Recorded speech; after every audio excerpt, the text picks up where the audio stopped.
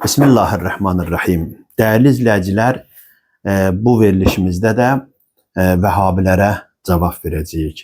Bu savadsız, özünü Vəhabi alimi hesab edən insanın, əgər insan demək mümkündürsə, sözlərinə qulaq asaq. Sualım budur ki, Həzrət Fatimə radiyallahu anhə anamız Həzrət Əbu Bəkir radiyallahu anhadan ömrünün sonuna qədər danışmayıb, mənə Buxarda misal gətirirlər ki, küsüb. Bəli, Fatimə radiyallahu anhə bir müddət Əbu Bəkir radiyallahu anhudan küsülü olub. Bunun da səbəb odur ki, Fatimə anamız gəlir Əbu Bəkirin yanına və Fatimə gəlirdir ki, bizim atamızın mirasını verir. Və o vaxtda Peyğəmbər sallallahu əleyhi və səlləm Yahudilərlə döyüşdən götürdükləri Fədək bağçası var idi və o bağçanı götürməyə gəlir. Və Əbu Bəkir Əs-Siddiq də öz növbəsində cavab verərək deyir ki, ey Fatimə, Peyğəmbərlər özlərindən sonra dinar, dirhəm buraxmır, onların buraxdığı elmdir. Bu hədisi deyir və deyir ki, Peyğəmbərin mirası onun əhlinə çatmır və dağıdırılmalıdır kasıblara. Və belə də olur və Fatimə küsür. İndi biz məsələni qaydırıq ki, Əbu Bəkir burada haqlı idi, yoxla haqlı deyil.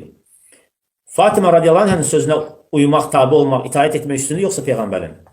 Allah Teala buyurur ki, eğer Allah'a ve ahiret gününe inanırsınızsa Peyğəmbərə tabi olun. Peyğəmbər deyir ki, Peyğəmbərlərin mirası yoxdur. Onların mirası elmdir. Bu birinci məsələ. İkinci məsələ. Peyğəmbərin sallallahu aleyhi ve sellem varisi sadəcə Fatimə idi, yoxsa başqa varisləri var idi? Başqa varisləri var idi. Ən çox onun mirasını haqq edən zövcələri idi. Gəlib tələb etdilərmi? Ayşə miras tələb etdi mi? Başqaları tələb etdi mi? Xeyr. Çünki bu hədisi bilirdilər. Fatimə radiyallahu anh normaldir ki, bəzi şeyi bilməsin. Bilmirdi, gəldi, tələb elədi və Əbu Bəkir də ona məsələni açıqladı.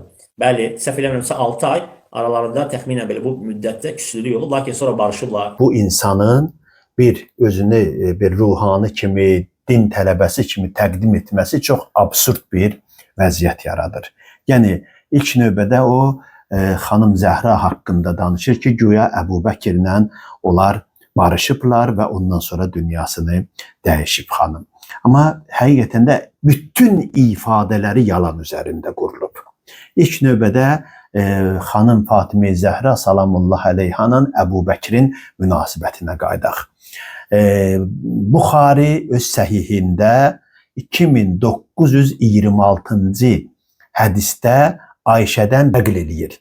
Ayşə deyir ki, Fatimə Zəhra salamullah əleyha Əbu Bəkirin yanına gəldi və ondan irs tələb elədi. Əbu Bəkir o irsi Peyğəmbərlər irs qoymur deyə onun malını özünə onun əlindən aldığı fədək bağlarını özünə qaytarmadı. Və bundan sonra deyir, Fatimə ondan qəzəbləndi və bir daha onu ilə danışmadı, ta ki dünyasını dəyişdi. Bunu Buxari yazır. Bu hədisdən görünür ki, Fatimə qəzəblənib Əbu Bəkirə və onu danışdırmayıb ta ölənə qədər. Ona görə də ki, o ki yalandan deyir ki, Fatimə ilə Əbu Bəkir barışdılar, sonra bir-birinə hörmətləri vardı, bir-birini çox istəyirdilər, gözünün içinə qədər bunu yalan deyir. İkinci deyir ki, Fatimə deyir 6 ay sonra deyir barışdı Əbu Bəkirlə. Yenə də yalan deyir. Çünki xanım Fatimə Zəhra salamullah əleyha Peyğəmbər əleyhissalamdan sonra, yəni Əbu Bəkir xilafətə keçəndən 75 və ya 90 gün sonra dünyasını dəyişir. Yəni 6 ay yaşamır. Üçüncü məsələ ki, o qeyd edir, həqiqətən buradan görünür ki, bu adamın nə Qurandan xəbəri var, nə sünnədən xəbəri var. İrs məsələsinə gələndə qeyd edir ki, bəs Həzrəti Fatimədən Peyğəmbərə daha yaxın, Peyğəmbərdən daha çox irs aparmalı insanlar vardı, o da onların zövcələridir. Amma Quran-ı Kərim buyurur ki, irs məsələsində buyurur ki, evladı olan qadınlar kişinin irsinin 8də birini aparırlar, evladı olmayanlar isə 4də birini aparırlar. Yəni, övlad burada açıq-aşkar görünür ki, kimdir? Birinci irs aparan təbəqədir. Aydındır? Yəni, kişi və qadının nə irsi varsa, onun övladları arasında bölünür. 4də biri və ya 8də biri xanıma verildikdən sonra qalanı evladların üzərinədir. Yəni, xanım ikinci nəsəbi qohum sayıldığı üçün səbəbi qohumlar ondan öndədirlər. Yəni, irs məsələsindən də bu bədbaxtın heç bir anlayışı yoxdur. Və digər məsələ budur ki, hədis gətirir ki, peyğəmbərlər irs qoymur. Güya deyir ki, Həzrəti Fatimə bu hədisi bilmirdi. İlk növbədə və yaxud da səhv eləyirdi. Birinci səhv məsələsinə. Quran Həzrəti Fatimə haqqında ismət zəmanəti verib.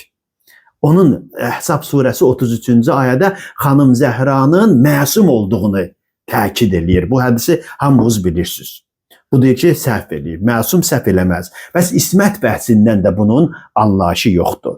İkincisi, irs məsələsidir. Deyir ki, peyğəmbərlər irs qoymur. Yəni bu hədis Əbu Bəkirdən başqa bu hədisi nəql edən ikinci bir adam yoxdur. Bu da uydurma bir hədisdir. Əgər bu Vəhabi belə deyək ki, töküntüsünün azca da olsa savadı olsaydı, Qur'ana müraciət eləyərdi ki, görsün Qur'anda peyğəmbərlər necə irs aparıblar. Varəsə Süleymana Davuda, Qur'an buyurur ki, Süleyman Davuddan irs apardı. Əgər peyğəmbərlər irs qoymurdusa, Süleyman Davuddan necə irs aparırdı? Deməli, bu uydurma hədisdir. Hədis var, hər bir hədis ayə ilə təzad təşkil eləyə və dribuhunna ələl-cidar. Onu divara çırpın, heç bir əhəmiyyəti yoxdur. Bəs Əbu Bəkirin peyğəmbərlər irs qoymur deyə uydurduğu hədis Qur'anla ziddiyyət təşkil elədiyi üçün onun heç bir əhəmiyyəti yoxdur. Ona görə də qəsbkardır və Fatimənin haqqını qəsb eləyib. Dəyərli izləyicilər, bildiyiniz kimi Vəhabi əqidəsi bundan ibarətdir. Bütün məsələlərdə ancaq uydurma hədislərə, yalanlara, savadsız məlumatlarla insanları yoldan çıxardırlar ki, onun neçəsini sizə biz burada isbat elədik. Vəhabizm yəni bundan ibarətdir. Bunların bütün bəhsləri bu cür yalançılıqla qurulub. Ya ayəni inkar edirlər, ya ayəni təhrif edirlər təfsirində, ya da uydurma hədislərə əsaslanırlar. Ona görə bunlara uymayın.